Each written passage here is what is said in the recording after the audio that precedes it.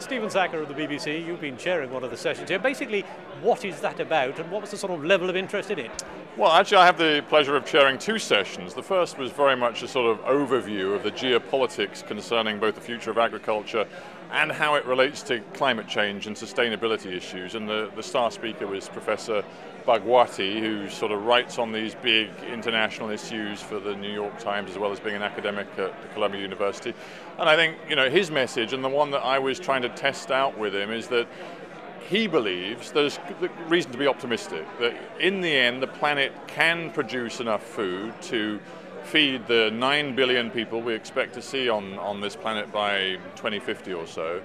He believes it can be done thanks to new technology in more sustainable ways in the future than has been done in the past. And as I say, I was struck with him by the level of optimism. And I think, as a skeptical journalist, that needs challenging. And I guess that's sort of why I'm here, to challenge some of the assumptions and some of the optimistic forecasts that are being made, both about the future of agriculture and food production, and about the degree to which that can be combined with a meaningful sustainability stroke climate change agenda, because I think there are some real difficulties there. Now, as a journalist, you come across a lot of people who I'm sure have huge interest in environmental issues. There was massive interest in Copenhagen. It failed to deliver at the end of the day. There is much more suspicion about the sort of the technical side of farming. People want to save the planet, but they don't actually want to do anything about it. Yeah, farming has to convince people that as it becomes ever more intensive and efficient, that it is not damaging the planet. And there are various ways that plays out. We've had debates about the rights and wrongs of fertilizer and nitrogen use. We've had a lot of debate about water resources and depletion of water resources and over-reliance on irrigation and water. And right now there's also a very important debate about the future of GM, genetically modified organisms and foods.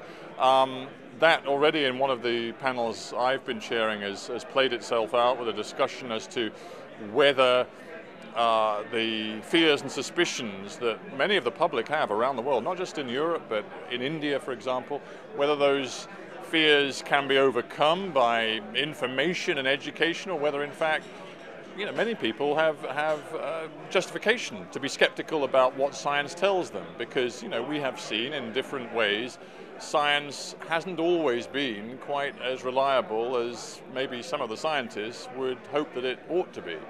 So, there are lots of ways in which this debate plays out, and I think now is a very important moment. People realize there has to be investment in agriculture. We need more food, no question. Food production has to rise by up to 70 or 80% in the next few decades.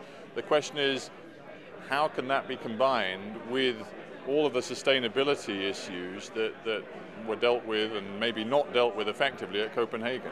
As far as the public are concerned, though, this is an issue that is informed more perhaps by emotion than by any sort of scientific knowledge, partly because the science itself is very complicated, and people tend to read the headlines. They don't necessarily go right to the bottom of the article, do they? Yeah, science is always complicated, but that doesn't mean in the end you can't or should lose faith in the worth of presenting the facts. Whether we're talking climate change, the realities of GM, a host of things, whether it be the use of pesticides and fertilizers. It is important to have a well-informed public, and the first part of the equation has to be putting the information out there so people can make their minds up. Frankly, you might not always get the results you want. Publics may take decisions that people in power and people in, at the top of corporations do not like. But if they have been informed and the debate has been aired, well, sometimes that's democracy.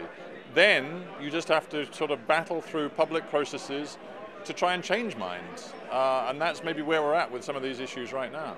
Well, the point I'm making really is that emotion is a very easy thing to convey. The NGOs can play on that, whichever side of the fence they're on, whereas the science is much harder to get over. And that's the job of journalists, but it's not one that is often appreciated. Yeah, well, my job, in my day job, which is Hard Talk, an interview program on BBC World News, is to absolutely rigorously challenge and test assumptions on all sides, whether it be governments who are pushing a particular agenda, whether it be on climate change or agriculture, whether it be corporations who want to invest in new technologies, or whether it be the heads of NGOs, climate lobby groups, you know, some of the campaigning groups who are against GM foods, test their case as well. I mean, my job really is to try to dig deep and get to, if there is such a thing, the truth of all of these contentious issues.